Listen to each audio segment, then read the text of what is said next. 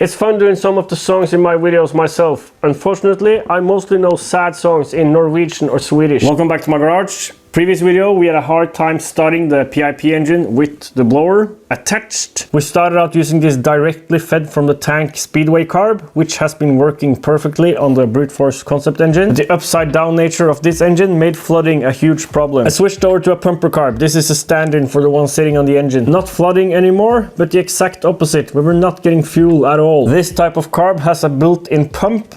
There's a hole here, and that's the pressure feed for that pump. This hole needs to be fed pulses for the membrane inside to pump. I piped that hole into the intake, which is the typical 4-stroke way, even though this is a 2-stroke. That was the easiest way, and it didn't work.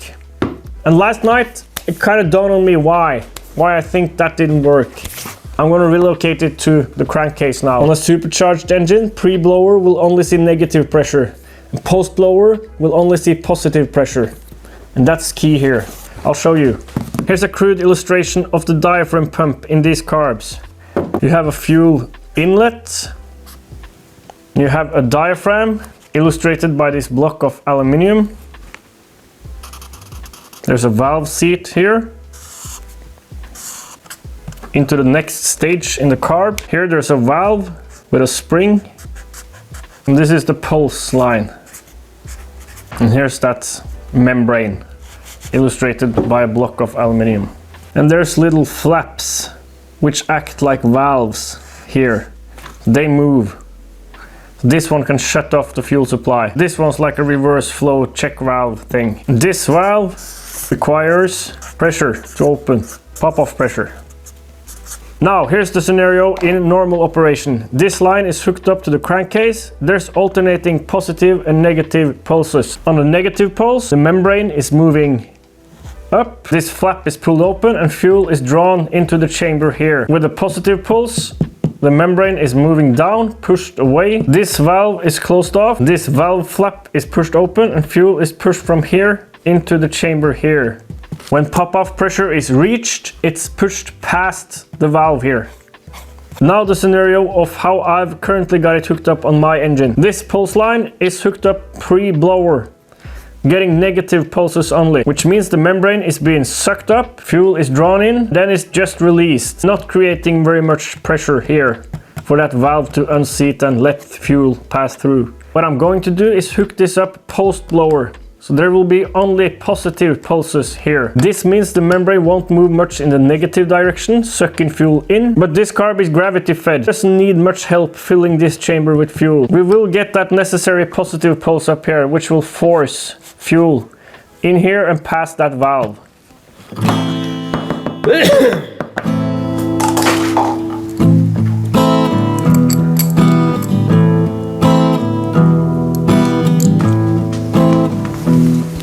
Here's that pulse line hole. I just cut a section out of the gasket here. You can see what it's supposed to look like. In this way, the pulse were coming from here, in here. I'll show you that pop-off pressure I was talking about. I'll hook this up to the fuel intake, which is really meant to accept larger hoses than what I've got here. I think I can force it on there. I think this one was set to about 8 psi. That's the pressure needed to get fuel past that valve. There it popped. We'll do a rebuild and move the pressure line. These are the same Allen key size as this one. And there's some kind of a weird size. I've got nothing that fits. A metric 3mm is too big. 2.5 too small. Imperial 1/8 too big, obviously. Next step down in Imperial, whatever that is. These markings cannot tolerate methanol and nitromethane. I've got this set. Nope. So this is a size between 3 and 2.5. Probably Imperial. This is from America. But what's the point in using something obviously not standard? Would have worked perfectly fine with a 3mm or this Imperial size, 1/8 I think it was. Or even the step smaller. It's really annoying. I've already tried all my free range Allen keys and none of them fit either. Means we'll have to slightly grind down a 3mm key. Jeg har ventet mange timer nå, timene var lange. Jeg vasset rundt i byen med stadig fjerne ganger.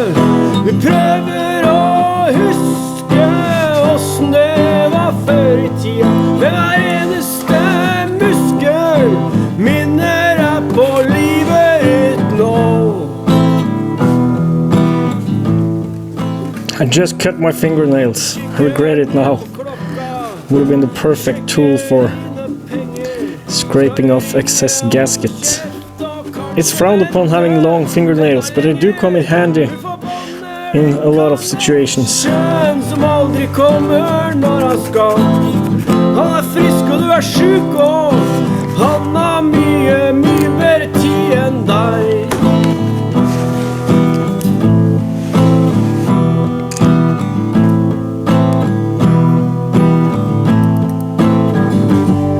Men nå befrielsen like rundt hjørnet. Ser ned i gata, løper i møte. Penger skifter hender, finner en dass. Svette og skjelver, plutselig alt på plass.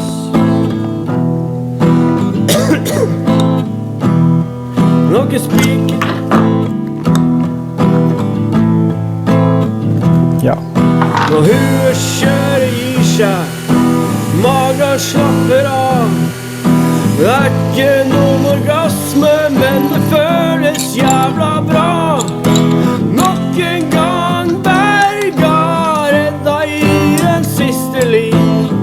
Tar jeg en pølse, begynner å få dårlig tid igjen.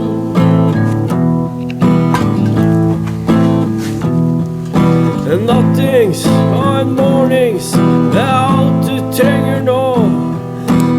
I haven't got the time for proper testing today. I do have time for a quick startup though. Then tonight I can go to bed with a smile on my face and start testing tomorrow.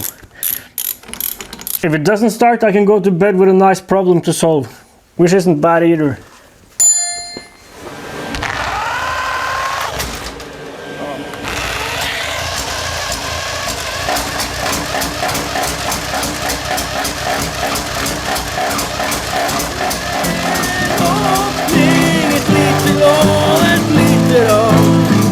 Akkurat til å sovne, en jævla narkoman.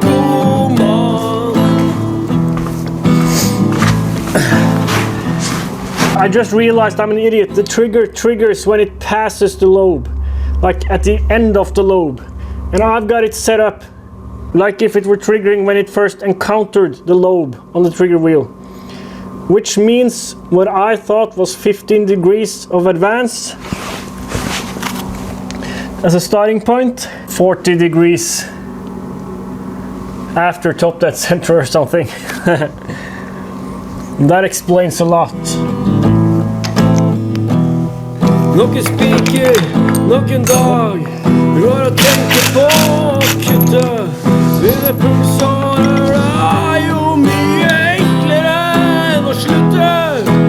Husker du den gang du lo og fnøys av det de sa? Gjetta som de ler nå, din jævla narkoman.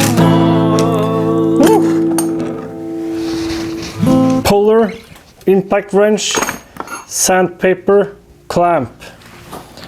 That's what was needed.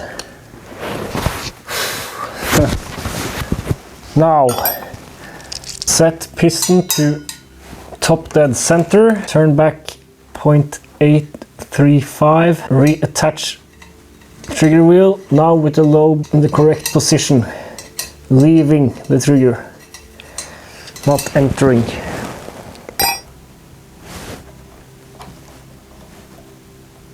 There.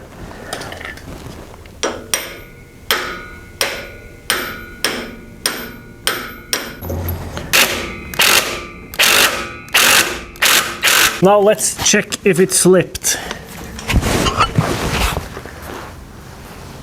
That looks pretty much perfect. Awesome. Just gotta shove all this stuff out of the way. Now I'm seriously running out of time. You gotta give it a quick try though. See if I can go to bed with a smile on my face tonight.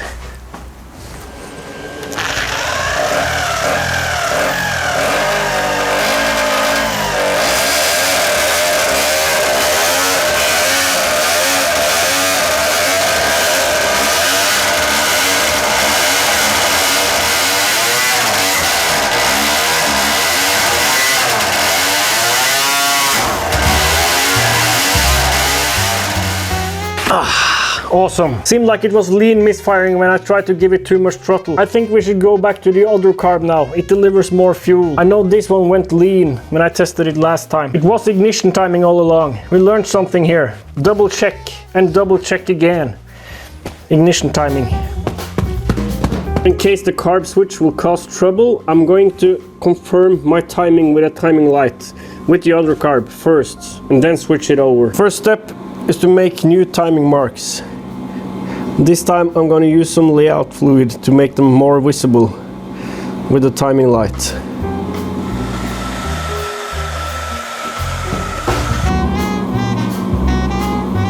Five, 6, 7, 8. So those are my timing marks. Now we'll start the engine and check how far off 15 degrees ignition timing is sitting and then adjust accordingly. Let's hope it starts today.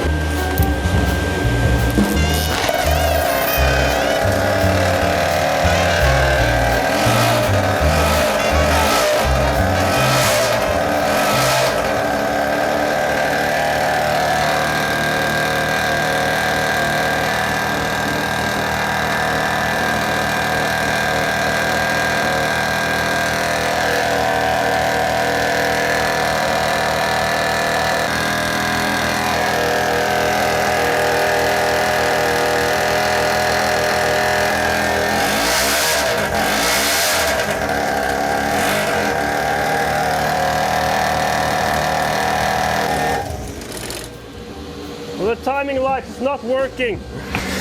Went from impossible to start to starts at first twitch of the drill. Awesome. Well, my timing light seems to have died somehow, probably the bulb. I should get a better one. It's just the cheapest of the cheapest. Let's just assume the timing is sitting at roughly where it's supposed to be sitting. And we'll program a curve, switch carb, proper test.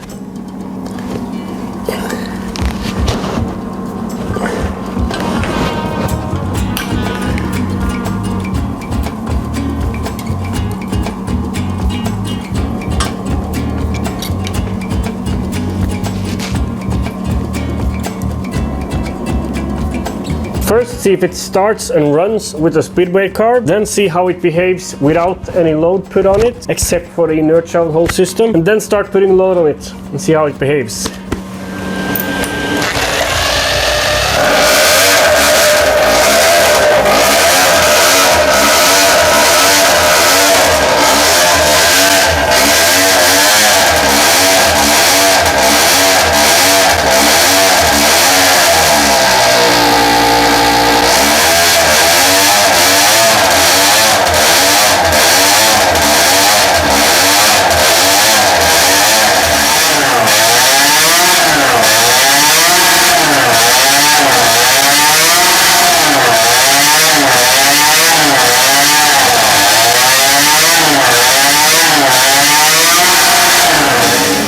I did an accidental reset on the ignition program and I wonder if I left the limiter on.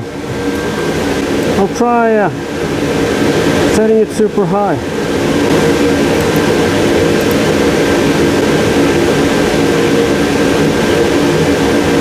Okay.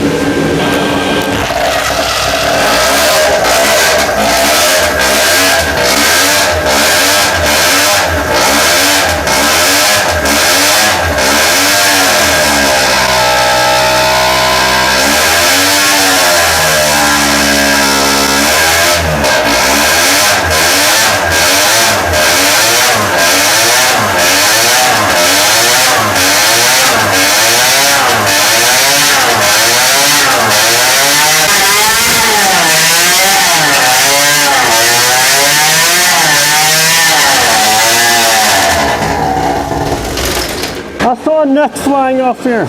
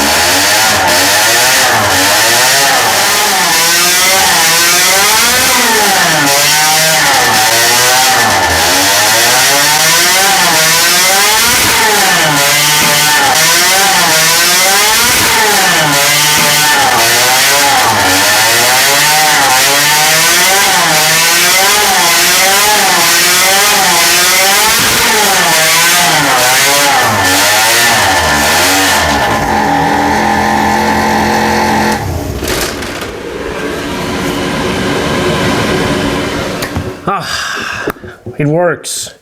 Seems to be working pretty well too.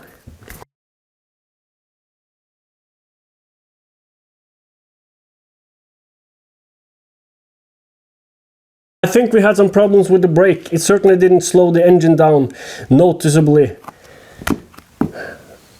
Yeah, sounds like there's potential. I'm gonna end this video on this high note. It will be 3 days until I can do any more work here. I want to spend those 3 days floating on a cloud of semi-success for once. See you next time.